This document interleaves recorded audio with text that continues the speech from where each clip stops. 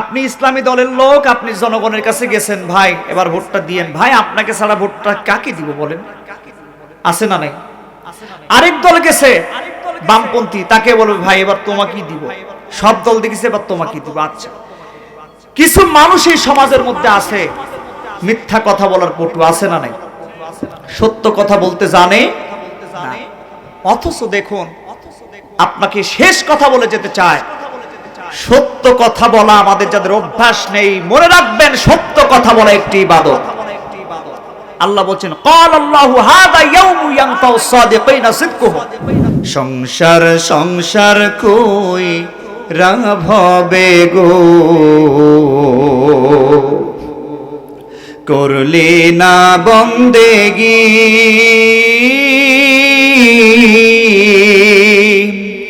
কিভাবে পাঠাই বিহিমনোরে, কবরের জিন্দেগি রে। যারা মনে করেছো হাদিকে হত্যা করলে, হাদিকে করলে এই বাংলাদেশ থেকে ইনসাফের কথা বন্ধ হয়ে যাবে, তোমাদেরকে স্পষ্ট ভাষায় বলতে চাই, এক হাদিকে হত্যা করেছো, এর বিনিময়ে লক্ষ লক্ষ হাদি তৈরি হয়ে গেছে। কথা বলেন ঠিক কিনা? এক হাদি লোকান্তরে লক্ষ হাদি ঘরে ঘরে, চিল্লা কোন ঠিক কিনা? আমার জানাজা পড়াইবে যে জন, সে যেন হয় গো আপনজন। আমার জানাজা পড়াইবে যে জন, সে যেন হয় গো আপনজন। সকালে বা বিকালে, দুপুর কিংবা রাইতে, সকালে বা বিকালে, দুপুর কিংবা রাইতে, মাইক দিয়া বইল আমার বন্ধু স্বজন। আমার জানাজা পড়াইবে যে জন, সে যেন হয় গো আপনজন। বাবার পাশে দিও কবর করি এই মিনতি, মনের কোণে রাইখো তোমরা রেখে যাওয়া স্মৃতি। মায়ের পাশে দিও কবর করি এই মিনতি, মনের কোণে রাইখো তোমরা রেখে যাওয়া স্মৃতি। চার কালিমা শুনাই দিও, সূরা ইয়াসিন শুনাই দিও, আসিলে সমন। আমার জানাজা পড়াইবে যেই জন, সে যেন হয় গো আপনজন। ওয়াজ করিতাম বক্তা ছিলাম নাই রে বলার প্রয়োজন। বইল তোমরা ছিলাম আমি অতি সাধারণ, আলেম ছিলাম বক্তা ছিলাম নাই রে বলার প্রয়োজন। বইল তোমরা ছিলাম আমি অতি সাধারণ, শেষ অনুরোধ রাইখো তোমরা, শেষ অনুরোধ রাইখো তোমরা, কইর দোয়াই শরণ। আমার জানাজা পড়াইবে যেই জন, সে যেন হয় গো আপনজন। আমার জানাজা পড়াইবে যেই জন, সে যেন হয় গো আপনজন। মানুষের প্রকৃত প্রকৃতি অনুযায়ী, মানুষের প্রকৃত স্বভাব অনুযায়ী সমাজ গঠনে কোরআনের প্রয়োজন। কারণ হলো মানুষকে আল্লাহ তাআলা সৃষ্টি করেছেন এবং মানুষের জন্য মানুষের প্রয়োজনীয় উপকরণ যেমন চন্দ্র, সূর্য, গ্রহ, নক্ষত্র, রাত দিন, আলো বাতাস, খাদ্য পানি, স্ত্রী, সন্তান, সম্পদ আল্লাহ তাআলা ইত্যাদি দান করেছেন। শুধু তাই নয়, মানুষ যে সমাজে বসবাস করে সে সমাজ কিভাবে পরিচালিত হবে, সে সমাজ পরিচালনার জন্য আল্লাহ তাআলা কোরআনে আইন প্রণয়ন করেছে। যেহেতু আল্লাহ তাআলা মানুষকে সৃষ্টি করেছেন, তাই তিনি তাদের প্রকৃত স্বভাব, প্রকৃত জাত তিনি ভালোভাবেই জানেন। আল্লাহ যেহেতু আমাকে আপনাকে সৃষ্টি করেছে, আমাদের স্বভাব, আমাদের চরিত্র, আমাদের প্রকৃতি, আমাদের ফিতরা আল্লাহ থেকে আর কেউ ভালো জানে নাকি? আল্লাহই জানেন মানুষের সমাজকে পরিচালনার জন্য কোন আইন উপযোগী, কোন আইন জরুরি, কোন আইন প্রয়োজন। কথা বলেন ঠিক কিনা? আল্লাহই ভালো জানেন মানুষের সমাজ পরিচালনার জন্য কোন আদেশ নিষেধ জরুরি, কোন আদেশ নিষেধ উপযোগী, কোন আদেশ নিষেধ প্রয়োজন। চিল্লা কোন ঠিক কিনা? আল্লাহ তাআলা বলেন, আলা ইয়ালামু মান খালাকা ওয়া হুয়াল লাতীফুল খবীর। বলেন আল্লাহু আকবার। আল্লাহ বলছেন, বান্দারে, যিনি তোমাদের সৃষ্টি করেছেন তিনি কি জানেন না? যিনি তোমাদেরকে সৃষ্টি করেছেন তিনি কি জানেন না কোন আইন দিয়ে তোমাদের পরিচালিত করতে হবে, কোন আইন দিয়া তোমাদের সমাজ পরিচালনা করতে হবে, কোন আইন তোমাদের জন্য জরুরি, কোন আইন তোমাদের জন্য উপযোগী, কোন আদেশ নিষেধ তোমাদের জন্য প্রয়োজন, তিনি কি জানেন না? যিনি তোমাদেরকে সৃষ্টি করেছেন তিনি কি জানেন না কোন আইন দিয়া সমাজের অপরাধ নির্মূল করতে হবে, কোন আইন দিয়া চোরের বিচার করতে হবে, কোন আইন দিয়া ধর্ষকের বিচার করতে হবে, কোন আইন দিয়া খুনের বিচার করতে হবে। কোরআনের আইন দিয়া যদি খুনের বিচার করা হতো তাহলে ওসমান হাদির মতো বিপ্লবীকে খুনিরা গুলি করে হত্যা করার সাহস পেত না। কথা বলেন ঠিক কিনা? যারা ওসমান হাদিকে হত্যা করেছে তারা তো ভেবে নিয়েছে যে বাংলাদেশ থেকে মনে হয় ইনসাফ কথা বলার মতো লোক আর নাই, তাই মনে করেছে নাকি? খুব স্পষ্ট ভাষায় বলতে যায়, যারা মনে করেছ হাদিকে হত্যা করলে, হাদিকে করলে এই বাংলাদেশ থেকে ইনসাফের কথা বন্ধ হয়ে যাবে, তোমাদেরকে স্পষ্ট ভাষায় বলতে চাই, এক হাদিকে হত্যা করেছ, এর বিনিময়ে লক্ষ লক্ষ হাদি তৈরি হয়ে গেছে। কথা বলেন ঠিক কিনা? এক হাদি লোকান্তরে লক্ষ হাদি ঘরে ঘরে। চিল্লা কোন ঠিক কিনা? আল কোরআনের সমাজ প্রতিষ্ঠিত হলেই এই সমাজ থেকে অপরাধ নির্মূল হবে। আল কোরআনের সমাজ প্রতিষ্ঠিত হলে এদেশ থেকে ধর্ষকের বিচার নিশ্চিত হবে। আল কোরআনের সমাজ প্রতিষ্ঠিত হলেই কেবলমাত্র খুনের প্রকৃত বিচার হবে। আপনারা কি সেই আল কোরআনের সমাজ চান?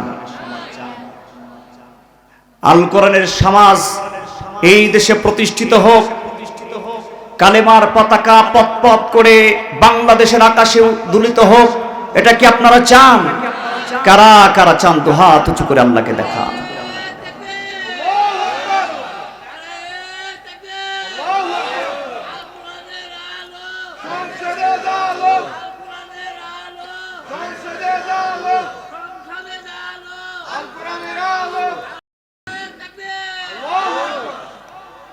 এমন যদি হতো আমার দেশের শাসক হতো, ওমরেরই মতো হতো, আবু বকরের মতো। এমন যদি হতো আমার দেশের শাসক হতো, ওমরেরই মতো হতো, আবু বকরের মতো। প্রজার দুঃখে তাদের চোখে আসতো না রে ঘুম, দেশের ভেতর পড়ে যেত শান্তি সুখের ধুম। প্রজার দুঃখে রাজার চোখে আসতো না রে ঘুম, দেশের ভেতর পড়ে যেত শান্তি সুখের ধুম। গরিব দুঃখী ভুখা নাঙ্গা নাহি পাওয়া যেত, যদি আমার শাসক হতো ওমরেরই মতো। এমন যদি হতো আমার দেশের শাসক হতো, ওমরেরই মতো হতো, আবু বকরের মতো। এমন যদি হতো জনগণের খোঁজ খবর নিত রাত দুপুরে, ঘুরে ঘুরে দেখতো কি কেউ আছে অনাহারে। জনগণের খোঁজ খবর নিত রাত দুপুরে, ঘুরে ঘুরে দেখতো কি কেউ আছে অনাহারে। আমার দেশের মা বোনেরা লাঞ্ছিতা হতো না, আমার দেশের কৃষক শ্রমিক বঞ্চিত হতো না, আমার দেশের মা বোনেরা লাঞ্ছিতা হতো না, আমার দেশের কৃষক শ্রমিক বঞ্চিত হতো না। ধনী গরিব ভালোবাসার জীবন ফিরে পেত, যদি আমার শাসক হতো ওমরেরই মতো। এমন যদি হতো আমার দেশের শাসক হতো ওমরেরই মতো, হতো আবু বকরের মতো। সম্মানিত উপস্থিতি, এরপরে আসুন সমাজে ন্যায় বিচার প্রতিষ্ঠার জন্য আল কোরআনের সমাজের প্রয়োজন। সর্বোত্তম ন্যায় বিচারককে বলেন আল্লাহ। আল্লাহর উপরে ন্যায় বিচারক আছে নাকি দুটি? সে আল্লাহ তাআলা কোরআনে কারীমের মধ্যে বলছেন, ইয়া আইয়ুহাল্লাযীনা আমানু কুনু কওয়ামিনা বিল কিসত শুহাদা লিল্লাহ। আল্লাহ বলছেন, হে ইমানদারগণ, তোমরা সত্য ন্যায় বিচার, এই ন্যায় বিচারের উপরে অটল থাকো, অবিচল থাকো। আল্লাহ আরো বলছেন, ইন্নাল্লাহা ইয়া'মুরু বিল আদলি ওয়াল ইহসান। আল্লাহ বান্দাকে আদেশ করেন ন্যায় বিচারের এবং উত্তম আচরণের। বলেন ন্যায় বিচার সমাজে আছে? বাংলাদেশের কোথাও সচিবালয় বলেন, বিচারালয় বলেন, গ্রাম আদালতে বলেন, প্রশাসনে বলেন, কোথাও ন্যায় বিচার আছে নাকি? ন্যায় বিচার যদি থাকতো তাহলে কোরআনের পাখি আল্লামা সাঈদীকে মিথ্যা মামলায় মিথ্যা সাক্ষীর ভিত্তিতে 1 নয় 2 নয় 13টি বছর কারাগারে মধ্যে থাকতে হতো। তাকে মেডিকেল কিলিং এর মাধ্যমে শহীদ হতে হতো না। কথা বলেন ঠিক কিনা? ন্যায় বিচার যদি থাকতো শহীদ মাওলানা মতিউর রহমান নিজামীকে ফাঁসির কাস্টে ঝুলতে হতো না। ন্যায় বিচার যদি থাকতো শহীদ কামারুজ্জামান কাদের মোল্লাকে ফাঁসির কাস্টে ঝুলতে হতো না। কথা বলেন ঠিক কিনা? ন্যায় বিচার যেদিন প্রতিষ্ঠিত হবে প্রত্যেক হত্যার বদলা নেওয়া হবে। কথা বলেন ঠিক কিনা মুসলমান ভাইয়েরা আমার?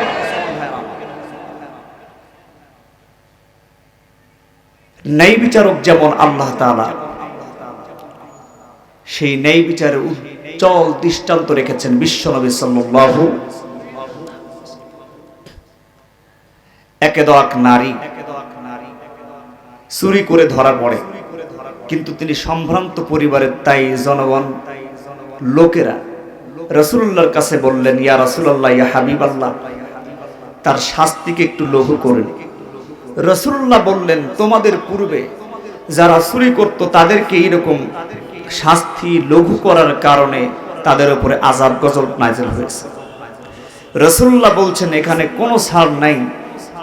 এই জায়গায় যদি আমার মেয়ে ফাতেমাও থাকতো তবুও আমি তার হাত কেটে দিতাম। বলেন সুবহানাল্লাহ। রাসূলুল্লাহ উত্তম বিচারকের দৃষ্টান্ত রেখেছেন, ন্যায় বিচার উজ্জ্বল দৃষ্টান্ত রেখেছেন। শুধু তাই নয়, নিজের বিরুদ্ধে ন্যায় বিচার করেছেন। কিভাবে? একজন সাহাবী বলছেন, ইয়া রাসূলুল্লাহ, অমুক যুদ্ধে আপনি আমাকে একটু আঘাত করে ফেলেন অজান্তে। রাসূলুল্লাহকে যখন বলা হলো, রাসূলুল্লাহ শোনার সাথে সাথেই তার শরীরটাকে এগিয়ে দিলেন, বললেন যে তোমাকে অধিকার দেওয়া হলো, তুমি আমার সেই প্রতিশোধ নিতে পারো। দেখুন ন্যায় বিচার কাকে বলে। শুধু তাই নয়, রাসূলুল্লাহ যখন মদিনায় ইসলামী রাষ্ট্র বিনির্মাণ করেছেন, সেই মদিনায় সকল ধর্ম হিন্দু বৌদ্ধ খ্রিস্টান সকলের সমান অধিকার ছিল। আইন সকলের জন্য সমান, কে হিন্দু, কে বৌদ্ধ, কে খ্রিস্টান, কে মুসলিম,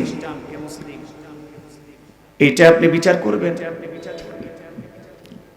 আপনি যদি হিন্দুদেরকে দেখে হিংসা করেন যে অমুক জায়গায় হিন্দু প্রার্থী দিয়েছে, আপনি যদি খ্রিস্টানকে দেখে হিংসা করেন, বলেন এদেশে যদি ইসলামী রাষ্ট্র প্রতিষ্ঠিত হয় এদেশে কি হিন্দু থাকবে না, এদেশে বৌদ্ধ থাকবে না, এদেশে খ্রিস্টানরা থাকবে না, তাদের মন্দির থাকবে না, তাদের গির্জা থাকবে না? নাকি আপনারা হবেন মোদির মতো, যারা যত বড় বড় মসজিদ আছে, যত ঐতিহাসিক মসজিদ আছে, বলে প্রত্যেকটা মসজিদের আগে মন্দির ছিল, এইটা বলি কি করে মসজিদগুলো ভেঙে দেয়। আপনারা কি এরকম করবেন নাকি? ইসলাম শিখিয়েছে ন্যায় বিচার। ইসলামের চাইতে উত্তম ন্যায় বিচার আর কোন ধর্মে, কোন মতবাদে থাকতে পারে না। বলেন, মানুষেরা যত ধর্ম বানিয়েছে, মানুষেরা যত আইন বানিয়েছে, কোনটাই মানুষের জন্য কি সুখকর হয়েছে? এক সরকার মনে করে আইন বানায়, এক সরকার আইন তৈরি করে, আরেক সরকার আসলে সে কি আইন উল্টায় দেয়। আইন কেন তৈরি করা হয়? আইন তৈরি করা হয় মানুষের জন্য, যে মানুষের ভালো হবে। একই সরকার মনে করেন 2 বছর একটা আইন চালালো, দেখলো এই আইন দিয়ে ফলপ্রসূ হচ্ছে না, মানুষের কল্যাণ হচ্ছে না, আবার আইন তৈরি করে। কিন্তু আল্লাহ যে আইন প্রতিষ্ঠিত করেছেন, যে আইন প্রণয়ন করেছেন, এই আইন দিয়ে কিয়ামত পর্যন্ত একটি রাষ্ট্র, একটি ভূখণ্ড, এমনকি গোটা পৃথিবী চলবে, এই আইনের পরিবর্তন হবে না। কথা বলেন ঠিক কিনা মুসলমান ভাইরা? সম্মানিত ভাইরা, এই সমাজে ইসলামী রাষ্ট্র প্রতিষ্ঠিত হোক, চাই তো আমরা ইনশাআল্লাহ। আপনি মুসলমানের সন্তান, আপনি ইসলামী সমাজ বিনির্মাণ চান না, আপনি ইসলামী সমাজ কায়েম হোক এটি চান না, কোরআনের সমাজ দিয়ে দেশের মানুষ পরিচালিত হোক এটি আপনি চান না, আপনি কোন সমাজে বসবাস করেন? আপনি কি বলতে পারবেন যে আপনি এই বিশ্বাস স্থাপন করে আপনি মুসলমান হয়ে মৃত্যুবরণ করতে পারবেন? আপনাকে বলি, যারা কোরআনের সমাজের বিরোধিতা করে, যারা কোরআন দিয়ে রাষ্ট্র পরিচালিত হোক তার বিরোধিতা করে, তারা আর যাই হোক মুসলমান হয়ে মৃত্যুবরণ করতে পারে না। কিন্তু আপনাকে মরতে হবে কিনা বলেন? দুনিয়ার সবকিছুর মধ্যে চিটারি, বাটপারি, ভণ্ডামি আছে, সবকিছুর মধ্যে ভেজাল আছে। আপনাকে যে মরতে হবে, এর মধ্যে কোনো ভেজাল আছে?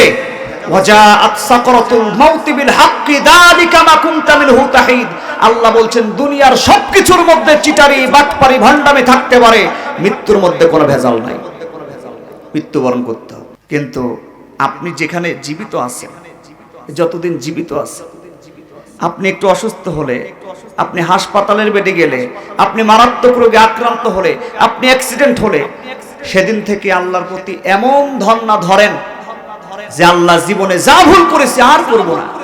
কিন্তু আগে কিন্তু মনে ছিল না।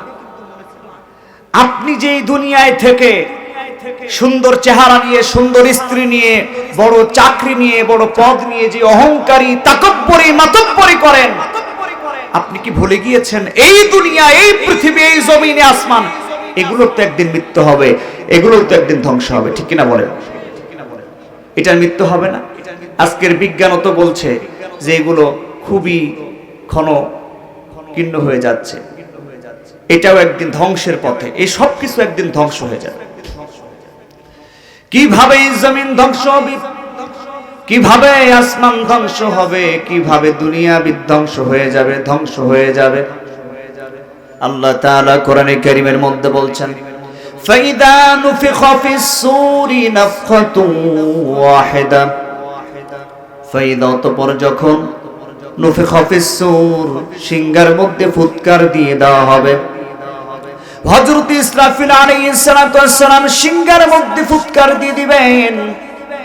নাফখাতুন ওয়াহিদা, একটি মাত্র ফুৎকার।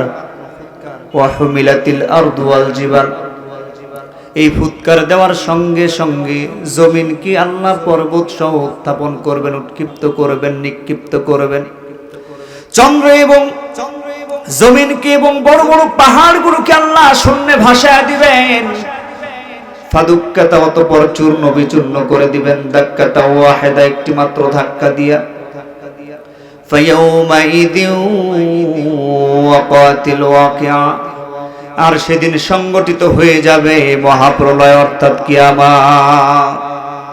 শুধু তাই নয়, ওই যে আমার আপনার মাথার উপরে বিশাল আসমান, যে আসমানের কোনো খুঁটি নাই, বিনা খুঁটিতে দাঁড়ায় আছে, ওই আসমান একদিন দীর্ণ বিদীর্ণ হয়ে যাবে। ওয়ানশাক্কাতিস সামাউ ফাহিয়া ইয়াউমাইযিন ওয়াহিয়া, আসমান দীর্ণ বিদীর্ণ হয়ে যাবে, আসমান ফেটে চৌচির হয়ে যাবে, আসমান তার খোলার জায়গা থেকে খসে খসে পড়বে। ওই যে আমার আপনার মাথার উপরে যে বিশাল সূর্য, যে সূর্য আপনাকে আলো দেয়, আমাকে আলো দেয়, ফজরের নামাজের পরে মসজিদ থেকে বের হওয়ার পরে দেখবেন জমিনটা আলোকিত হয়ে গেছে, সূর্য কিন্তু তখন মাথার উপরে ওঠে নাই, শুধু সূর্যের ফিঙ্কি দিয়া গোটা পৃথিবী আলোকিত হয়ে গেছে। আল্লাহ বলছেন তার শামসু কুবরাত, ওই সূর্য সেদিন নিষ্প্রভ হবে, অন্ধ হবে। ওয়াখাসাফাল কমার, ওই যে সন্ধ্যা বেলা হয়ে গেলেই যে চন্দ্র মাথার উপরে উঠে যায়, ওই চন্দ্র একদিন অন্ধ হয়ে যাবে। আল্লাহও বলছেন অজমি আশ-শামসু ওয়াল কমার, চন্দ্র সূর্যকে আল্লাহ একত্রিত করবেন, গুটায় ফেলবেন। চন্দ্র সূর্যকে আল্লাহ একত্রিত করবেন, চন্দ্র সূর্যের ক্ষমতাকে আল্লাহ অপসারণ করবে। এবারে আসুন, ওই যে আমার আপনার মাথার উপরে যে বিশাল চন্দ্র নক্ষত্র, নক্ষত্রগুলি রাত যত গভীর হবে মনে হবে আকাশের নক্ষত্রগুলি একেবারে আমার কাছাকাছি চলে এসেছে, সকল নক্ষত্রগুলি আমি গুণে নিতে পারবো, ওই নক্ষত্রগুলি গণনা করা যাবে। আল্লাহ বলছেন ওয়াইদান নুজুমুন কাদারাত, ওই নক্ষত্রগুলি সেদিন ঝরে পড়বে। এবারে আসুন, ওই যে সমুদ্রগুলি, যে সমুদ্র উত্তাল সমুদ্র, এই সমুদ্রগুলোকে আল্লাহ ফাটিয়ে দিবেন। ওয়াইদাল বিহারু ফুজ্জিরাত, সমুদ্রগুলোকে ফাটিয়ে দেওয়া হবে। আল্লাহ অন্যত্র বলছেন ওয়াইদাল বিহারু সুজ্জিরাত, সমুদ্রগুলোকে আগুনে পরিণত করা হবে, সমুদ্রের পানি আগুনে পরিণত হয়ে যাবে।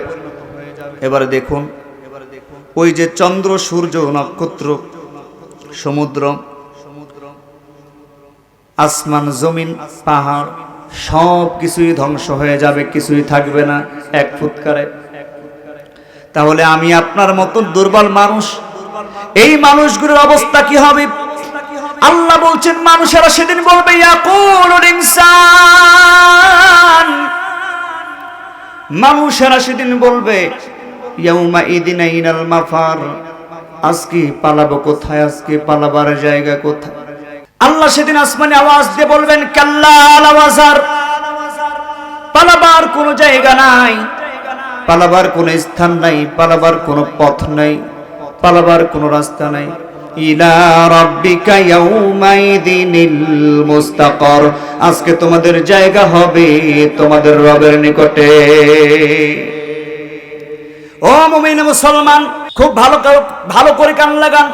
দুনিয়ায় যারা সম্পদশালী হয়েছো, দুনিয়ায় যারা ক্ষমতাধর হয়েছো, দুনিয়ায় যারা মাতব্বর হয়েছে তাকব্বরি করো, দুনিয়ার যারা নেতা, দুনিয়ার যারা দায়িত্বশীল, তারা খুব ভালো করে শুনে রাখো, তুমি যতই লাফালাফি করো, যত কিছুই করো না কেন, আল্লাহর কাছে একদিন ফিরে যেতেই হবে। আল্লাহ তাআলা বান্দাদেরকে উদ্দেশ্য করে বলছেন কাইফা তাকফুরুনা বিল্লাহি ওয়া কুনতুম আমওয়াতান ফাআহইয়াকুম সুম্মা ইউমীতুকুম সুম্মা ইউহয়ীকুম সুম্মা ইলাইহি তুরজাউন। বলেন আল্লাহু আকবার।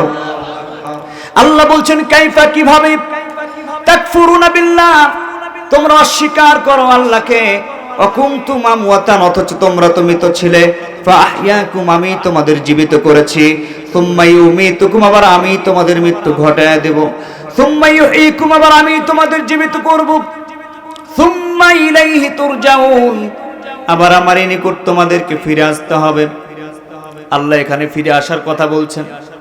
শুধু তাই নয়, ও মুসলমান শুনে রাখো, আল্লাহর কাছে ফিরে যেতে হবে, এতে কোনো সন্দেহ নাই, এতে কোনো মিস নাই।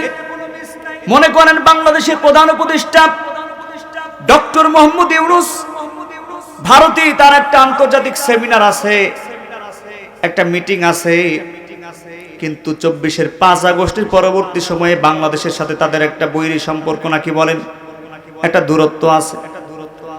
মনে করেন ডক্টর ইউনূস সাহেব সে আন্তর্জাতিক সেমিনারে যাবেন না বলে সিদ্ধান্ত নিয়েছেন, সেটা তার এখতিয়ার, লাভ লস পরের হিসাব, লাভ হবে না ক্ষতি হবে সেটা পরের হিসাব, কিন্তু তিনি যাবেন না এটা তার এখতিয়ার আছে, এটা তিনি পারেন।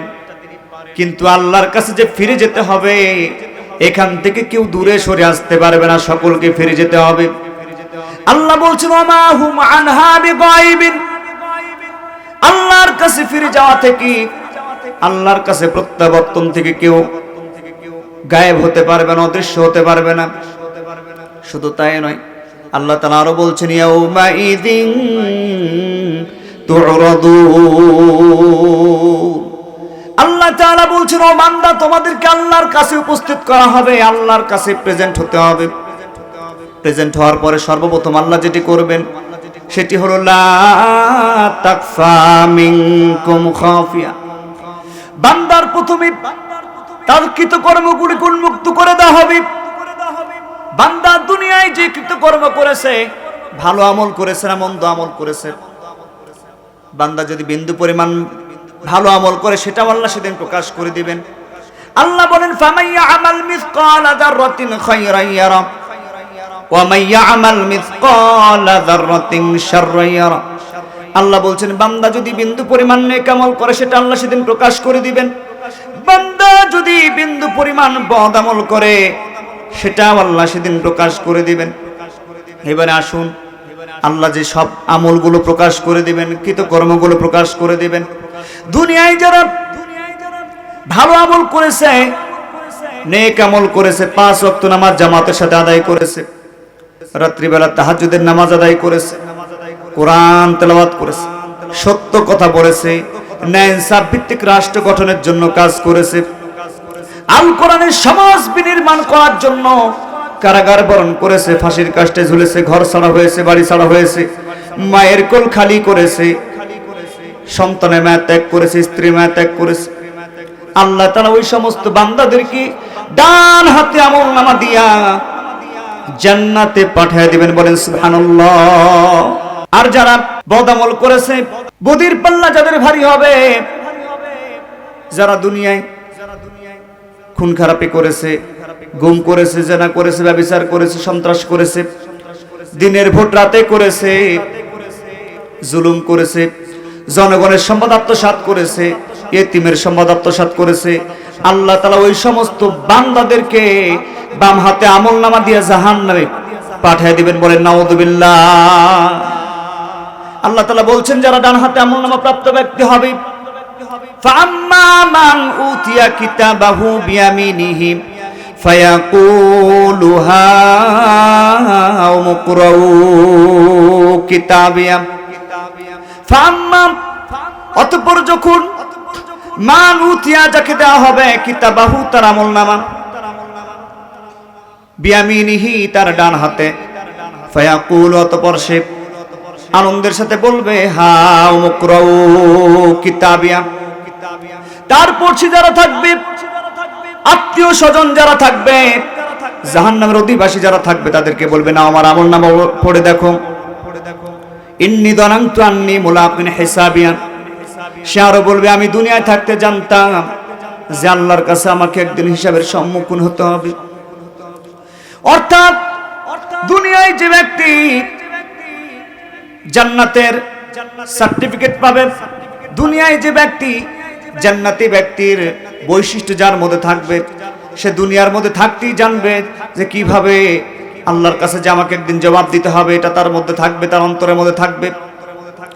অর্থাৎ আল্লাহর কাছে জবাব দিয়ে চিন্তা যার মধ্যে থাকবে, সে ব্যক্তি কখনো অন্যায় কাজ করতে পারে না, জিনা করতে পারে না, ধর্ষণ করতে পারে না, সুদ খাইতে পারে না, ঘুষ খাইতে পারে না, অন্যায় করতে পারে না, অবিচার করতে পারে না, জুলুম করতে পারে না। সম্মানিত ভাইয়েরা আমার, এই ব্যক্তিরা পরবর্তী সময়ে পরকালে মহাকালে আল্লাহ তাআলার কাছে পুরস্কার প্রাপ্ত হবে। আল্লাহ তাআলা বলছেন তাদের জন্য থাকবে সুসম্মানজনক স্থান, ফাহুয়া ফি ঈশাতির রাদিয়া, তাদের জন্য থাকবে সম্মানজনক স্থান, ফি জান্নাতিন আলিয়া, জান্নাতের মধ্যে। সুবহানাল্লাহ। শুধু তাই নয়, আল্লাহ বলছেন তাদের জন্য এমন ফলরাশি থাকবে, কুতুফুহা দানিয়া, জান্নাতীরা জান্নাতের বিছানায় শুয়ে থাকবে আর তাদের পাশে জান্নাতের ফলরাশি অবনমিত করা থাকবে। জান্নাতীরা জান্নাতের বিছানায় শুয়ে শুয়ে সেই ফলগুলো তুলে নিতে পারবে। বলেন সুবহানাল্লাহ। জান্নাতীরা জান্নাতের বিছানায় শুয়ে থাকবে আর তাদের জন্য এমন ফলরাশি আল্লাহ রাখবেন যে ফলরাশিগুলো জান্নাতীরা জান্নাতের বিছানায় শুয়ে শুয়ে তুলে নিতে পারবে। শুধু তাই নয়, আল্লাহ তাআলা জান্নাতীদেরকে কি করবেন? জান্নাতীদেরকে আল্লাহ তাআলা সেদিন মেহমানদারি করাবেন। আমরা হব মেহমান, আল্লাহ হবেন মেজবান। সুবহানাল্লাহ বলতে ইচ্ছা করে না? আমরা কি হব? মেহমান। আল্লাহ বান্দাদেরকে বলবেন, ও বান্দারা, কুলু, খাও, অশ্রব এবং পান করো হানিয়াম, তৃপ্তির সাথে। বলেন সুবহানাল্লাহ। বিমা, কারণ হলো আসলাফতুম ফিল আইয়ামিল খালিয়া, তোমরা যা করেছিলে এটার বিনিময়ে কি করেছিলাম? দুনিয়ায় চুরি করেছিলাম, ডাকাতি করেছিলাম, জেনা করেছিলাম, ব্যভিচার করেছিলাম, সন্ত্রাস করেছিলাম, খুন করেছিলাম, গুম করেছিলাম। এজন্য নাকি? কিসের জন্য? ওই যে দুনিয়ায় ফজরের নামাজ ঠান্ডা পানিতে ওযু করে নামাজ আদায় করেছিলাম, ঠান্ডা পানিতে ওযু করে তাহাজ্জুদের নামাজ আদায় করেছিলাম, 5 ওয়াক্ত নামাজ আদায় করেছিলাম, রমজানের রোজা রেখেছিলাম, হজ করেছিলাম, যাকাত দিয়েছিলাম, আল্লাহর জমিনে আল্লাহর দ্বীনকে বাস্তবায়ন করার জন্য নিজের জীবনকে উৎসর্গ করে দিয়েছিলাম, কারাগার বরণ করেছিলাম, ফাঁসির কাস্টে ঝুলেছিলাম, মিথ্যা মামলায় বাড়ি ছাড়া হয়েছিলাম। এজন্য আল্লাহ তাআলা সেদিন বান্দাদেরকে বলবেন, ও বান্দারা, খাও এবং পান করো। সুবহানাল্লাহ। শুধু তাই নয়, যারা বাম হাতে আমলনামা প্রাপ্ত ব্যক্তি হবে তাদেরকে আল্লাহ কি করবেন? বাম হাতে আমলনামা প্রাপ্ত ব্যক্তি যারা হবে, আল্লাহ বলছেন, আম্মা মান উতিয়া কিতাবাহু বিশিমালিহি, অতঃপর যাকে দেয়া হবে তার আমলনামা বিশিমালি, বাম হাতে। ফায়াকুল, অতঃপর সে আফসোস করে বলবে, ইয়া লাইতানি লাম উতা কিতাবিয়া, হায় আফসোস, আমাকে যদি আমার আমলনামা দেয়া না হতো, ওয়ালা মাদরি মা হিসাবিয়া, আর আমি যদি আমার আমলনামা সম্পর্কে নাই জানতাম। শুধু তাই নয়, এইভাবে আফসোস করবে আর বলবে, আরো আফসোস করবে, আরো বলবে, ইয়া লাইতাহা কানাতিল কাদিয়া, হায় আফসোস, আমি যে দুনিয়ায় মারা গিয়েছিলাম, আমার যে দুনিয়ায় মৃত্যু হয়েছিল, ওটাই যদি আমার জন্য চূড়ান্ত ফয়সালা হয়ে যেত, কতই না ভালো হতো। এইভাবে বাম হাতে আমলনামা প্রাপ্ত ব্যক্তিরা 5টি বিলাপ করবে। 1 নম্বরে বিলাপ হলো, ইয়া লাইতানি লাম উতা কিতাবিয়া, হায় আফসোস, আমাকে যদি আমার এই আমলনামা দেয় না হতো, ওয়ালা মাদরি মা হিসাবিয়া, আমি যদি আমার আমলনামা সম্পর্কে নাই জানতাম, ইয়া লাইতাহা কানাতিল কাদিয়া, আর আমি যে দুনিয়ায় মারা গিয়েছিলাম এটাই যদি আমার জন্য চূড়ান্ত শাস্তি হয়ে যেত, ফয়সালা হয়ে যেত, কতই না ভালো হতো। ও মুমিন মুসলমান ভাইয়েরা আমার, দুনিয়ায় যারা সম্পদশালী ছিল, দুনিয়ায় যারা অঢেল সম্পদের মালিক ছিল, ওই সম্পদশালীরা সেদিন বলবে, মা আগনা আন্নি মালিয়া, আমি যে দুনিয়ায় অনেক সম্পদের মালিক ছিলাম, আমি যে দুনিয়ায় অনেক টাকা পয়সার মালিক ছিলাম, আমার যে অনেক সম্পদ ছিল, হাই আজকে সম্পদ তো কোনো কাজে এলো না। হালাকা আন্নি সুলতানিয়া, দুনিয়ায় যারা সম্পদশালী ছিল, ক্ষমতাধর ছিল, দুনিয়ায় যারা বড় পদের লোক ছিল, যারা প্রধান উপদেষ্টা, প্রধানমন্ত্রী, জাতিসংঘের মহাসচিব ছিল, যারা বড় পদের নেতা ছিল, তারা বলবে, হায় আফসোস, আমার তো এই ক্ষমতা কোনো কাজে এলো না। দুনিয়ার ক্ষমতাধর ব্যক্তি যারা ছিল তারা বলবে, হায় আফসোস, আমার এই ক্ষমতা, আমি এক মাঠে যদি হাজির হতাম, আমার এক ডাকে লক্ষ লক্ষ জনতা উপস্থিত হয়ে যেত, আমার ডাকে লক্ষ লক্ষ জনতা উপস্থিত হয়ে যেত, জনগণ, কর্মীরা উঠতো আর বসত। বলেন, এইরকম নেতারা আছে না নাই? এইরকম অহংকারী এইরকম নেতা সমাজে আছে, রাষ্ট্রে আছে, তাই না? এইরকম ক্ষমতাধর শুধু এরা না, পাতি নেতারা, বড় নেতারা পর্যন্ত, প্রধান উপদেষ্টা, প্রধানমন্ত্রী, রাষ্ট্রপতি, জাতিসংঘের মহাসচিব পর্যন্ত বলবে হায় আফসোস, হালাকান্নি সুলতানি, আমারই ক্ষমতা, আমারই রাজত্ব তো আজকে কোনো কাজে এলো না। আল্লাহ সকল এই রাজা বাদশাহ, অহংকারী, সম্পদশালী, জালেম শাসক সকলকে আল্লাহ তাআলা জাহান্নামে দেওয়ার জন্য ফেরেশতাদেরকে বলবেন খুদুহু ফাগুল্লু, খুদুহু, ফেরেশতারা ওকে ধরো, ফাগুল্লুর গলায় বেড়ি পরায় দাও। কে বলবেন? আপনারা একবারে চুপসি হয়ে গেলেন। গলায় বেড়ি পরাতে বলবেন। আপনারা যারা দুনিয়ায় কারাগারে গেছেন তারা জানেন জেলখানার মধ্যে আবার বিচারালয় আছে, জানেন নাকি আপনারা? জেলখানায় আসামিরা যদি কোনো অপরাধ করে, সে আসামিদের বিচার করার জন্য কি একটা বিচারালয় আছে। তো ওই জেলখানার মধ্যে যদি কেউ অপরাধ করে, মনে করেন জেলখানার অপরাধ কি জানেন? জেলখানার মধ্যে যদি নোট পাওয়া যায়, টাকা পাওয়া যায়, এক রাইটার, জেলখানায় এক ওয়ার্ডের রাইটার, ওয়ার্ডের নেতৃত্ব স্থানীয় লোক যারা, ওয়ার্ডের মনে করেন এক একটা ওয়ার্ডে প্রায় 200, 300, 400 পর্যন্ত লোক থাকে। আমি যেই সময় জেলে ছিলাম 2023-এর 24-এর নির্বাচনের আগে, ওই সময় এক একটা ওয়ার্ডে, আমি যে ওয়ার্ডে ছিলাম সেই ওয়ার্ডে প্রায় 450 লোক ছিল, একটা রুমে 450-এর উপরে লোক ছিল। তো মনে করেন এইরকম একটা ওয়ার্ডের নেতৃত্ব দানকারী একজন ব্যক্তি, রাইটার, ইনচার্জও থাকে আর কি, তারপর থানার ইনচার্জ না, ওই জেলখানার ওয়ার্ডের ইনচার্জ। এই নেতৃত্ব দানকারী ব্যক্তি মনে করেন তার কাছে টাকা পাওয়া গেছিল, 500 টাকার নোট ছিল আর 1000 টাকার নোট ছিল। এই জন্য তাকে 7 দিন পর্যন্ত পায়ে বেড়ি পরানো হয়েছে। শুধু তাই নয়, আরেকজন ব্যক্তি, সে জেল থেকে পালিয়ে গেছিল, হিন্দু মানুষ, তার যাবজ্জীবন ছিল। সে যতদিন পর্যন্ত, এখন তাকে আবার ধরে নিয়ে আসা হয়েছে আর পায়ে বেড়ি পরায় দেওয়া হয়েছে, যতদিন পর্যন্ত সে বেঁচে থাকবে, জেলখানায় থাকবে, ততদিন পর্যন্ত তাকে পায়ে বেড়ি পরানো থাকবে। সে পায়খানায় গেলেও পায়ে বেড়ি, খাইতে গেলেও পায়ে বেড়ি, গোসল করলেও পায়ে বেড়ি অবস্থা, সব সময় পায়ে। আবার দেখবেন কোর্টে যারা যায়, বড় বড় আসামি অথবা চিকিৎসার জন্য যদি কোনো আসামিকে বাহির মেডিকেলে পাঠানো হয়, তখন ডান্ডা বেড়ি পরানো হয়। তো দুনিয়াতে আসামিদেরকে পরা হয় পায়ে ডান্ডা বেড়ি, আর আল্লাহ কাল কিয়ামতের কঠিন ময়দানে বান্দাদেরকে জাহান্নামে নিয়ে যাওয়ার জন্য গলায় পরাবেন ডান্ডা বেড়ি। ডান্ডা বেড়ি পরাইয়া ফেরেশতাদেরকে বলবেন ওকে জাহান্নামের দিকে টেনে নিয়ে যাও, খুদুহু ফাগুল্লু, ওকে ধরো আর গলায় বেড়ি পরায়া দাও, সুম্মাল জাহিমা সাল্লু, ওকে টানতে টানতে জাহান্নামে নিয়ে নিক্ষেপ করে। নাউজুবিল্লাহ। আপনারা কি ডান হাতে আমলনামা প্রাপ্ত ব্যক্তি হয়ে, আপনারা কি ডান হাতে আমলনামা প্রাপ্ত ব্যক্তি হয়ে জান্নাতে যেতে চান, না বাম হাতে আমলনামা প্রাপ্ত ব্যক্তি হয়ে জাহান্নামে যেতে চান? জাহান্নামে যাবেন নাকি? জাহান্নাম আমাদের কারো কাম্য নয়।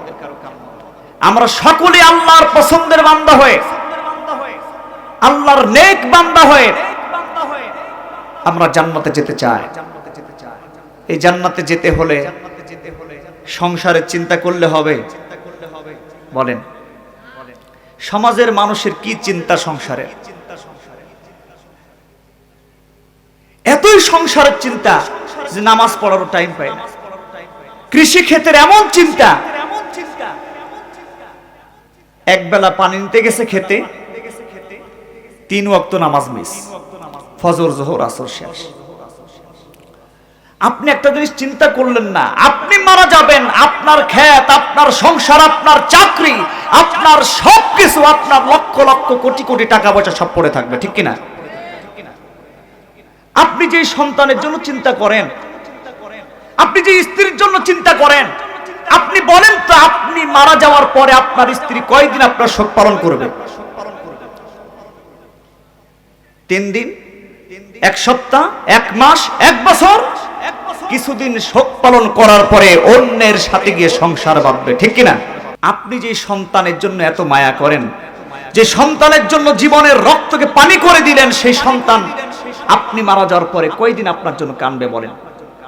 আপনার কবরের পাশে গিয়ে কয়েকদিন দোয়া করবে, কয়েক বছর দোয়া করার পর আপনার কবর ভুলে যাবে আপনার কবরের কাছেও। সংসার সংসার কই রাভবে গো, করলে না বন্দেগি,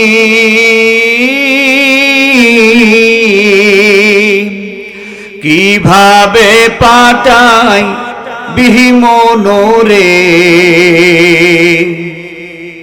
কবরের জিন্দেগি রে, ওরে জীবন গুনাই গুনাই গেল রে, ওরে জীবন গুনাই গুনাই গেল রে।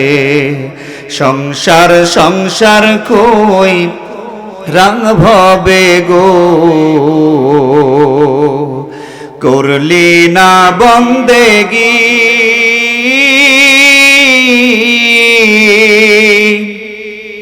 কিভাবে কাটাই বিহিমনোরে, কবরের জিন্দেগি রে, ওরে জীবন গুনাই গুনাই গেল রে, ওরে জীবন গুনাই গুনাই গেল রে। ধন সম্পদের মা আই পইড়া গো, ডাকলি না মাওলা রে,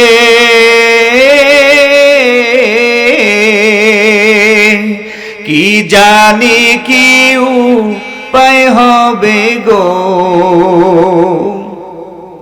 অন্ধকার কবরে রে, ওরে জীবন গুনাই গুনাই গেল রে, ওরে জীবন গুনাই গুনাই গেল রে।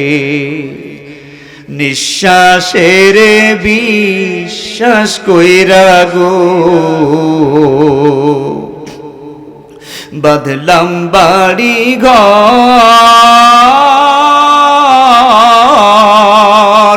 কোন দিন জানি আজ রাইলাই সারে, সবই করে পরে, ওরে জীবন গুনাই গুনাই গেল রে, ওরে জীবন গুনাই গুনাই গেল রে। বাড়ির পাশে কবর ঘরে গো, বাঁধবি বাসর ঘর,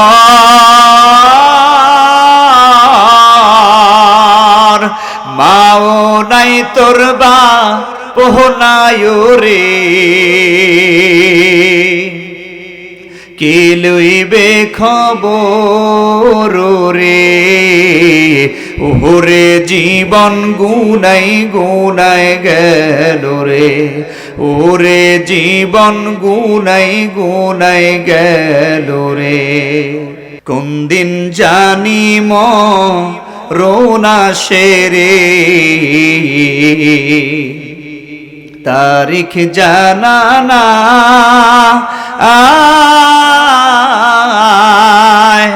মরণ কালে বিপদ হইলে গো,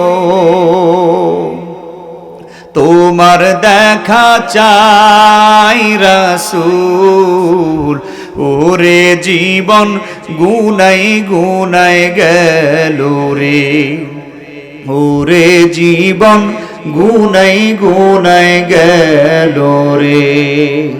একটু বলেন না মারহাবা। সম্মানিত উপস্থিতি, আমরা একটু সংসারের কথা ভুলে যাই, পরকালীন জিন্দেগির চিন্তা করি। আল্লাহ দুনিয়াতে আমাদেরকে পাঠাইছেন এমনি এমনি কিন্তু পাঠান নাই যে আপনি হাটে সবজি বিক্রি করবেন, মাঠে কাজ করবেন, ট্রেন চালাবেন, প্লেন চালাবেন, এই জন্য না। আল্লাহ আপনাকে দুনিয়াতে পাঠাইছেন আপনি আল্লাহর দাসত্ব করবেন, আপনি আল্লাহর গোলামি করবেন, আপনি আল্লাহর এই জমিনে আল্লাহর দ্বীন বাস্তবায়নের সংগ্রাম করবেন। কথা বলেন ঠিক কিনা? আপনি মনে করছেন এমনি এমনি জান্নাতে যাবেন? আল্লাহ বলছেন কিছু মানুষ আছে এই জমিনে, এই সমাজে, ওমিনান নাসি মাইয়াশরি নাফসাহু ইবতিগা মারদাতিল্লাহ আল্লাহু রাউফুম বিল ইবাদ। ওমিনান নাস, কিছু মানুষ আছে মাইয়াশরি, যারা উৎসর্গ করে, বিক্রি করে, নাফসাহু ইবতিগা, নিজেদের জীবন যৌবন মন প্রাণ সবকিছুকে যারা উৎসর্গ করে মারদাতিল্লাহ, শুধুমাত্র আল্লাহর সন্তুষ্টির জন্য, আল্লাহু রাউফুম বিল ইবাদ, এই সমস্ত বান্দার প্রতি আল্লাহর দয়া, আল্লাহর করুণা। বলেন আল্লাহু আকবার। কারা তারা? সাহাবায়ে কেরাম, যারা আমাদের পূর্ববর্তী আম্বিয়া কেরাম, যারা নিজেদের জীবনকে উৎসর্গ করে দিয়েছেন, নিজের চিন্তা করেন নাই, সংসারের চিন্তা করেন নাই, সন্তানের চিন্তা করেন নাই, আল্লাহর সন্তুষ্টির জন্য হযরত ইব্রাহিম আলাইহিস সালাম তো তার সন্তানকে কুরবান করে দিয়েছেন। আল্লাহু আকবার। সম্মানিত উপস্থিতি, সাহাবায়ে কেরামদের মতো চেতনা, সাহাবায়ে কেরামদের মতো ঈমান থাকতে হবে। দ্বীনকে তারা এত প্রাধান্য দিয়েছেন, ইসলামকে এত প্রাধান্য দিয়েছেন, আল্লাহকে এত প্রাধান্য দিয়েছেন, রাসূলকে এত প্রাধান্য দিয়েছেন। দেখুন তার উজ্জ্বল দৃষ্টান্ত। হযরত সাদ ইবনে আবি ওয়াক্কাস রাদিয়াল্লাহু তাআলা আনহু, আল্লাহর রাসূলের বিশিষ্ট সাহাবী, তার মায়ের নাম হামনা। সাদ ইবনে আবি ওয়াক্কাস ইসলাম গ্রহণ করেছে। এই কথা শোনার পরে সাদের আম্মা হামনা সে বাড়ির মধ্যে বিলাপ শুরু করে দেয়। তার বিলাপ দেখে, চিল্লা চিল্লি দেখে, চিল্লা চেঁচামেচি দেখে তার বাড়িতে অনেক লোকজন জড়ো হয়ে যায়। এইটা দেখে হযরত সাদ ইবনে আবি ওয়াক্কাস মায়ের এই কাণ্ড দেখে ঘরের মধ্যে গিয়ে চুপটি মেরে বসে পড়ে। তারপরে হযরতে সাদের আম্মা হামনা চিল্লা চিল্লি করে চেঁচামেচি করতে থাকে, বিলাপ করতে থাকে। কিছুক্ষণ পর তার চেঁচামেচি থেমে যায়, কিন্তু সে এমন কথা বলে যে এই কথা শোনার জন্য হযরতে সাদ প্রস্তুত ছিল না। সে বলে, যতক্ষণ না পর্যন্ত সাদ মুহাম্মদের ইসলাম ত্যাগ না করবে, মুহাম্মদের ধর্ম ত্যাগ না করবে, ততক্ষণ আমি 3 দিন পর্যন্ত, ততক্ষণ না আমি কিছু খাবো না, কোনো কিছু পান করব না, এবং রৌদ্র থেকে ছায়াতেও যাব না। এই কথা শোনার পরে হযরত সাদ ইবনে আবি ওয়াক্কাস আল্লাহ রাসূল সাল্লাল্লাহু আলাইহি সাল্লামের কাছে গিয়ে হাজির হলেন। হাজির হওয়ার পরে রাসূলুল্লাহকে সবকিছু খুলে বললেন। রাসূলুল্লাহর কাছ থেকে তিনি বিদায় নিয়ে চলে আসলেন তার মায়ের কাছে। এসে তার মাকে বোঝানোর অনেক চেষ্টা করলেন, কিন্তু তারপরেও তার মা কোনো কিছুই শুনছে না। শুধু তাই না, কোনো কিছু খাচ্ছে না। তার মা 3 দিন পর্যন্ত কোনো কিছু খান নাই, পান করেন নাই। 3 দিন পর্যন্ত রৌদ্র থেকে ছায়াতেও আসে না, এক জায়গায় আছে। এইটা শোনার পরে, এইটা দেখার পর হযরত সাদ ইবনে আবি ওয়াক্কাস তার মাকে অনেক বোঝানোর চেষ্টা করলেন, তারপরেও তার মা কোনো কিছু শুনলেন না।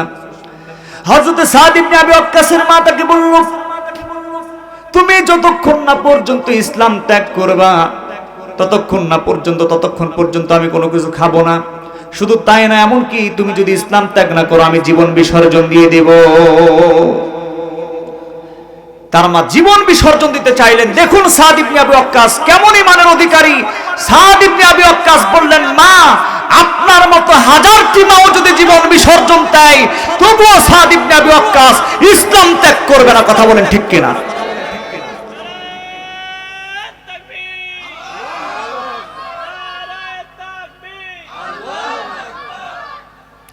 সম্মানিত উপস্থিতি, সাদ ইবনে আবি ওয়াক্কাস রাদিয়াল্লাহু তাআলা আনহু যেই উজ্জ্বল দৃষ্টান্ত রেখেছেন, আমাদেরকেও ঠিক তেমনি উজ্জ্বল দৃষ্টান্ত রাখতে হবে। আমাদেরকেও সেই ইমানি জজবা আমাদের মধ্যে থাকতে হবে। কেমন ইমানি জজবা? সাহাবায়ে কেরামরা, হযরতে খাব্বাব রাদিয়াল্লাহু তাআলা আনহু তো জ্বলন্ত অঙ্গারের উপর দিয়ে তাকে পিষ্টে নিয়ে যাওয়া হয়েছে। তার পিঠ পুড়ে গিয়েছে, পিঠের চামড়া চর্বিগুলো পর্যন্ত গলে গেছে। তারপরেও তারা ইসলাম থেকে চুল পরিমাণ সরে যায় না। আমাদেরকেও সেই ইসলামের পথে থাকতে হবে। রাজি আছো তো ইনশাআল্লাহ? সম্মানিত উপস্থিতি, আল্লাহ তাআলা কোরআনে কারীমের মধ্যে বলছেন, আমরা যারা এই সমাজে বসবাস করি, এই দুনিয়াতে যারা আমরা ঈমানদার, আমাদের যত ভুল ভ্রান্তি আছে, আমাদের যত ত্রুটি আছে, আমাদের যত বিচ্যুতি আছে, সব কিছু থেকে আল্লাহর কাছে তওবা করে ফিরে আসার কথা আল্লাহ তাআলা বলছেন। আমরা যা ভুল করি, আমরা কি সমাজের মধ্যে ভুল করি না?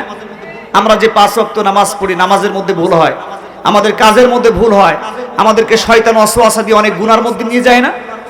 আমাদের অজান্তে অনেক গুনাহ আমরা করে ফেলি। আল্লাহ তাআলা বলছেন ওয়াতুবু ইলাল্লাহি জামিআ আইয়ুহাল মুমিনুন লাআল্লাকুম তুফলিহুন। ওয়াতুবু ইলাল্লাহ, ওয়াতুবু, ওহে বান্দারা ফিরে আসো, ইলাল্লাহ আল্লাহর দিকে, জামিআ সবাই, আইয়ুহাল মুমিনুন বিশেষ করে ঈমানদাররা, ওহে যারা ঈমান এনেছো তোমরা তওবা করে আল্লাহর দিকে ফিরে আসো, লাআল্লাকুম তুফলিহুন। যদি তোমরা তওবা করে আল্লাহর দিকে ফিরে আসতে পারো তাহলে তোমরা চূড়ান্ত সফলকাম হবেন, বলেন সুবহানাল্লাহ। কি আমাদের তওবা করে ফিরে আসা দরকার আছে না বাবা? আমরা আমাদের জীবনে কত ভুল, কত ভ্রান্তি করে ফেলি, কত দোষ, কত ত্রুটি আমাদের হয়ে যায়, হয় কিনা বলেন? আমাদের দ্বারা এমন ত্রুটি হয় সেটা আসলে, যেই ত্রুটিগুলো আমাদেরকে যদি এই জমিনে দেখানো হতো, মানুষের সামনে দেখানো হতো, আমরা মুখ দেখাতে পারতাম না সমাজে, নাকি বলেন? আমাদের দ্বারা এমন গুনাহ হয়, এমন গুনাহ হয়, যেই গুনাহ যদি আমাদেরকে দেখানো হতো সমাজে আমরা মুখ দেখাতে পারতাম না। তো এই গুনাহগুলো থেকে মাপ চাওয়ার জন্য, এই অপরাধগুলো থেকে আল্লাহর কাছে ক্ষমা চাওয়ার জন্য, তওবা করে ফিরে আসার জন্য কাদেরকে বলছেন বলেন তো? যারা ঈমানদার, যারা ঈমানদার, যারা ঈমানদার। আল্লাহ বলছেন হো ঈমানদাররা, তোমরা আসো আল্লাহর দিকে, তওবা করে ফিরে আসো, তোমরা আল্লাহর দিকে তওবা করে ফিরে আসো। যদি তোমরা আল্লাহর দিকে তওবা করে ফিরে আসতে পারো, লাআল্লাকুম তুফলিহুন, তাহলে তোমরা চূড়ান্ত সফলকাম হবে। কেন আপনারা তওবা করবেন না? আল্লাহ আপনাকে কি দেন নাই বলেন?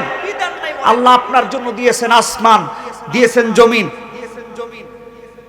শুধু তাই নয়, আসমান জমিনের মাধ্যমে আপনার রিজিকের ব্যবস্থা করে দিয়েছেন। আল্লাহ বলছেন আল্লাযী জাআলা লাকুমুল আরদা ফিরাশা ওয়াস সামাআ বিনা ওয়া আনজালা মিনাস সামাই মাআন ফাআখরাজা বিহি মিনাস সামারাতি রিজকাল লাকুম ফালা তাজআলু লিল্লাহি আনদাদা ওয়া আনতুম তা'লামুন। আল্লাহ বলছেন আল্লাযী জাআলা লাকুম, যিনি তোমাদের জন্য বানিয়ে দিয়েছেন, আরদা ফিরাশা, জমিনকে বিছানার মতো করে, ওয়াস সামাআ বিনা, এবং আকাশকে ছাদের মতো করে। শুধু তাই না, এই জমিন এবং আসমানের সাথে সম্পর্ক স্থাপন করে দেখুন, এর মাধ্যমে আল্লাহ তাআলা আমার আপনার রিজিকের ব্যবস্থা কিভাবে করে দিয়েছেন। আল্লাহ বলছেন ওয়া আনজালা, আমি অবতীর্ণ করি, মিনাস সামা, ওই আকাশ হতে পানি, মাআন, পানি, ফাআখরাজা বিহি, সেই পানিকে জমিনে ছড়াই দিই, জমিনটাকে উর্বর করে দিই, রিজকাল লাকুম, তারপরে বের করে দিই, ফাআখরাজা বিহি, বের করে দিই, রিজকাল লাকুম, হে মানুষ তোমাদের জন্য রিজিক হিসেবে। বলেন সুবহানাল্লাহ। অসংখ্য ফল ফলাদি, অসংখ্য ফসলাদি আল্লাহ উৎপন্ন করেন এই জমিন থেকে। বলেন এই জমিনের পানি যদি আল্লাহ বন্ধ করে দেন, আসমানের পানি যদি বন্ধ করে দেন, তাহলে আমার আপনার বাবার ক্ষমতা আছে নাকি? আমার আপনার নেতার ক্ষমতা আছে নাকি? আমার আপনার পীরের ক্ষমতা আছে নাকি জমিন থেকে একটি বীজ অঙ্কুরিত করা? বলেন যখন জ্যৈষ্ঠ মাসে খরার সময়, যখন প্রচন্ড রোদ, এক সপ্তাহ পানি না হলে জমিন ফেটে যায় না? ধানের জমিন ফেটে যায়। আমরা বলি হুজুরকে, যে বলি প্রত্যেক জুমায়, হুজুর একটু পানির জন্য দোয়া করেন, বলি না আমরা? শুধু তাই না, সমাজের লোকেরা উদ্যোগ নিয়ে আমরা নামাজ পড়ি। হ্যাঁ, আমরা নামাজ পড়ি, বৃষ্টি বর্ষণের জন্য দোয়া করি আল্লাহর কাছে। চিন্তা করেন, আমরা আল্লাহর কাছে ওই সময় দোয়া করি, কারণ কি? কারণ জমিনে যদি পানি বর্ষণ না হয়, জমিন থেকে ফসল উৎপন্ন হবে না। দেখেন, আসমান থেকে একটা নিয়ামত পানি বন্ধ হয়ে গেলে আমার আপনার রিজিক বন্ধ হয়ে যাবে, আমার আপনার আহার বন্ধ হয়ে যাবে, আমার আপনার খাবার বন্ধ হয়ে যাবে, আমার আপনার সকল কার্যক্রমই বন্ধ হয়ে যাবে। ঠিক কিনা বলেন? কি করে তাহলে সে আল্লাহকে আমরা ভুলে থাকি? আল্লাহ তো আমাকে আপনাকে এই জন্য বলছেন, ও বান্দারা, ইয়া আইয়ুহান নাস, হে মানব জাতি, উবুদু রাব্বাকুম, আমার গোলামি করো, আমার দাসত্ব করো। যারা আল্লাহর গোলাম, যারা আল্লাহর দাসত্ব স্বীকার করে, তারা কখনোই মানুষের তৈরি করা আইন মানতে পারে না। কথা বলেন ঠিক কিনা? যারা আইন মানে আল্লাহর, তারা কখনোই কোন দুনিয়ার নেতার পেছনে, যারা নিজেরা নিজেদের তাবেদারি করে, নিজেদের আইন নিজেরা তৈরি করে, সেটা মানুষের উপরে চাপিয়ে দেওয়ার চেষ্টা করে, ওই নেতার পেছনে কখনো কোনো ঈমানদার মুমিন তাদের পেছনে থাকতে পারে? কিন্তু আমরা তো সেদিকেই চলতেছি, সেদিকেই লড়তেছি, সেদিকেই আমাদের পথ, সেদিকেই আমাদের যাত্রা। বলেন সমাজে দিন প্রতিষ্ঠিত হবে কিভাবে? আমরা তো দিন প্রতিষ্ঠিত হোক এটা চাই না, চাই নাকি বলেন? কয়জন চায়? আপনি চান, কিন্তু আপনি যান সমাজের মধ্যে যান, এদেশের কিছু মানুষ আছে, কিছু মহিলা মানুষও আছে, কিছু পুরুষ মানুষও আছে, যারা মহিলাদেরকে দেখে মজা মারে। তারা বলে যে যদি ইসলাম রাষ্ট্র ক্ষমতায় যায়, ইসলামী দল যদি ক্ষমতায় যায়, তাহলে তো মহিলারা ঘর থেকে বের হতে পারবে না। বলে কি বলে না বলেন? আর কিছু মহিলারা আছে যারা ঘরের বাইরে গিয়া রাস্তার মধ্যে বসে থাকে, তারা বলে কিছু, সবাই না, যে ইসলাম যদি ক্ষমতায় যায়, ইসলামী দল যদি ক্ষমতায় যায়, তাহলে তো আমরা ঘর থেকে বেরোতেই পারবো না, আমরা গরিব মানুষ। বলে কি বলে না? চিন্তা করেন ইসলাম প্রতিষ্ঠিত হবে কিভাবে?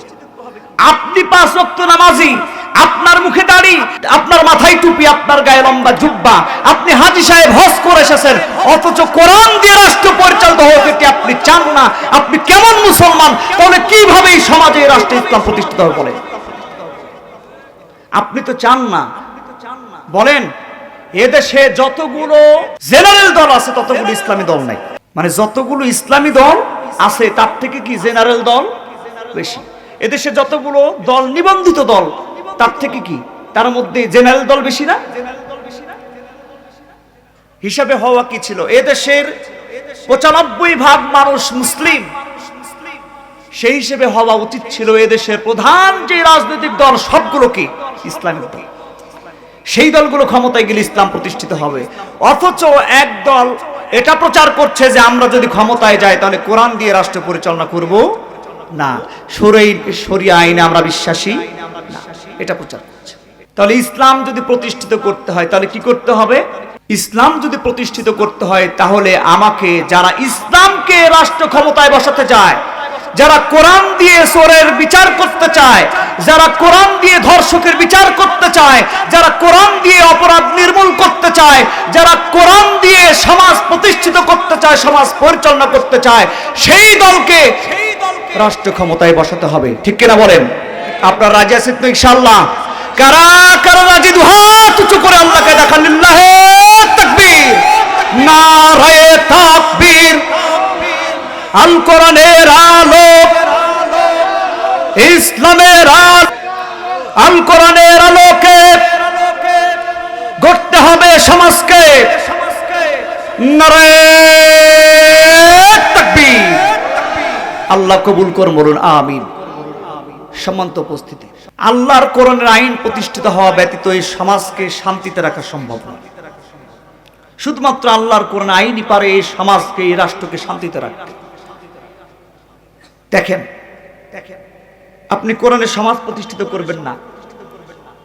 কিছুদিন আগে আমাদের ওসমান হাদি, শহীদ ওসমান হাদি, যার বিপ্লবী কণ্ঠ এখনো আমার হৃদয়ে জাগে, এখনো আমার হৃদয়ে বাজে, যার বিপ্লবী কণ্ঠে আমি এতটা অনুপ্রাণিত হয়েছি, যে নিজেকে জীবন্ত অবস্থায় শহীদ হওয়ার তামান্না নিয়েছেন, যিনি বলেছিলেন, শহীদ হওয়ার আগে বলেছিলেন যে আমি কোন অন্যায়ের বিরুদ্ধে প্রতিবাদী কোন বিপ্লবী মিছিলে আসি আর শত্রুরা এসে আমাকে, আমার বুকে গুলি করে আমাকে শহীদ করেছে। বলেন আল্লাহু আকবার। এই শহীদি তামান্না আমাদের সকলের থাকা উচিত। শহীদ হাদি শহীদ হতে না হতে আজকে খুলনায় একজন ভাইকে শহীদ করা হয়েছে, একই জায়গায় মাথায় গুলি করে। এজন্য এই সমাজকে শান্তিতে রাখতে, খুন গুম মুক্ত রাখতে কোরআনের সমাজ প্রয়োজন। কোরআনের সমাজ ব্যতীত এই সমাজ কখনো শান্তিতে থাকতে পারে না। এজন্য সম্মানিত উপস্থিতি, আসুন কোরআনের সমাজ কায়েমের জন্য আমরা চেষ্টা করি। শুধু তাই নয়, চেষ্টার সাথে সাথে আল্লাহর কাছে আমরা প্রত্যেক নামাজে প্রার্থনা করি, আল্লাহ আমি বেঁচে থাকতেই যেন এই বাংলাদেশে 95% মুসলমানের দেশে কোরআনের আইন চালু হয়েছে, কোরআনের বিধান চালু হয়েছে, কালেমার পতাকা পথ করে এই জমিনের আকাশে উঠতেছে, এটি আমি দেখে চক্ষু শীতল করেছি। আল্লাহ এই রকম পরিবেশ, এই রকম সমাজ, এই রকম দেশ, এই রকম রাষ্ট্র তুমি কায়েম করো, বলেন আমিন। আমরা এরকম ভাবে দোয়া করতে পারবো তো ইনশাআল্লাহ? আমরা যারা তাহাজ্জুদ গুজার, তারা তাহাজ্জুদে চোখের পানি ফেলে আল্লাহর কাছে চাইবো। আমরা যারা 5 ওয়াক্ত নামাজ পড়ি, প্রত্যেক নামাজে আমরা নামাজ পড়ি, কোরআনের সমাজ কায়েম হোক, এটি আমরা আল্লাহর কাছে চাইবো ইনশাআল্লাহ। সম্মানিত হাজিরিন, এই সমাজে দেখেন যারা এখন মনে করেন ইসলামী সমাজ বিনির্মাণের জন্য কাজ করছে, সামনে মনে করেন ভোট আসতেছে, এই ভোটের সময় আপনি ইসলামী দলের লোক, আপনি জনগণের কাছে গেছেন, ভাই এবার ভোটটা দিয়েন। ভাই আপনাকে ছাড়া ভোটটা কাকে দিব বলেন? আছে না নাই? আরেক দল গেছে বামপন্থী, তাকে বলবে ভাই এবার তোমাকেই দিব। সব দল দেখেছে এবার তোমাকেই দিব। আচ্ছা, কিছু মানুষ এই সমাজের মধ্যে আছে মিথ্যা কথা বলার পটু, আছে না নাই? সত্য কথা বলতে জানে না, অথচ দেখুন আপনাকে শেষ কথা বলে যেতে চায়। সত্য কথা বলা আমাদের যাদের অভ্যাস নেই, মনে রাখবেন সত্য কথা বলা একটি ইবাদত। আল্লাহ বলছেন ক্বাল আল্লাহু হাযা ইয়াউমু ইয়ানফাউ সাদিকিনা সিদকুহুম। আল্লাহ বলছেন ক্বাল আল্লাহ, আল্লাহ বলেন হাযা ইয়াউমু ইয়ানফাউ সাদিকিনা সিদকুহুম। আল্লাহ বলছেন যারা সত্যবাদী কাল কিয়ামতের কঠিন ময়দানে আল্লাহ বলবেন, মহাশরে পরকালে আল্লাহ বলবেন, কিয়ামতের কঠিন ময়দানে আল্লাহ বলবেন যারা সত্যবাদী, ওহে দুনিয়ায় যারা সত্য কথা বলেছো তোমাদের সত্যবাদিতা আজকে উপকারে আসবে। বলেন সুবহানাল্লাহ। কি উপকারে আসবে? আজকে তোমাদের জন্য রয়েছে লাহুম জান্নাতুন তাজরি মিন তাহতিল আনহার, তোমাদের জন্য আজকে রয়েছে জান্নাত। সুবহানাল্লাহ। এমন জান্নাত যার তলদেশ দিয়ে ঝর্ণা দ্বারা প্রবাহিত হবে। শুধু তাই নয়, তাদের প্রতি আল্লাহ থাকবেন সন্তুষ্ট, রাদিয়াল্লাহু আনহুম ওয়া রাদু আন, যালিকাল ফাওজুল আযীম। সত্যবাদী যারা তাদের প্রতি আল্লাহ সন্তুষ্ট থাকবেন, সত্যবাদীরাও সত্য কথা বলার জন্য আল্লাহর কাছে সন্তুষ্ট থাকবে। শুধু তাই নয়, দেখুন আল্লাহ বলছেন সত্যবাদী যারা তাদের জন্য সত্যবাদীতে উপকারে আসবে, এমন যে তাদের জন্য জান্নাত থাকবে। আর আমাদের সমাজে কিছু মানুষ আছে এরা বলে সত্য কথার ভাত নাই। বলে কি বলে না? বলে বলেন সত্য কথার ভাত নাই না সত্য কথা বললে জান্নাত? বলেন তো, সত্য কথা বললে জান্নাত। যারা সত্য কথা বললে ভাত নাই যারা বলে, সরাসরি তারা কোরআনকে অস্বীকার করছে, কোরআনের সাংঘর্ষিক কথা বলছে তারা। যারা সত্য কথা বলে না, এই সমাজের মধ্যে কিছু মানুষ আছে যারা সত্য কথা বলে না, এই মানুষগুলোকে দেখেন সত্য বিপক্ষে অর্থাৎ মিথ্যা কথা বলতে বলতে তাদের অবস্থা এমন হয়ে গেছে যে এই সমাজের মানুষেরাই বলে যে ওই ব্যক্তিকে তুমি বলছো, ওই ব্যক্তি তো সত্য কথাই বলে না, ও যদি সত্য কথাও বলে তাহলে বলবে যে ও মিথ্যা কথা বলছে। কারণ এই সমাজের কিছু মানুষ আছে যারা 100-র মধ্যে 99টা কথাই কি মিথ্যা বলে।